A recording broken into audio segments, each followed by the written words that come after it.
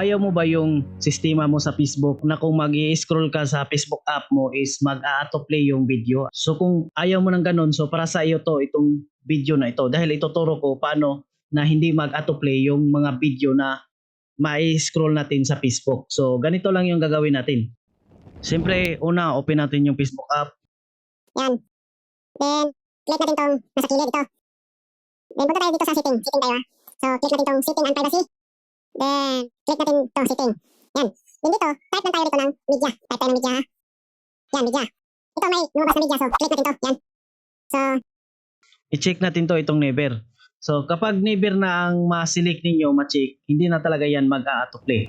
So punta ko sa home ko. Yan, mag-i-scroll tayo.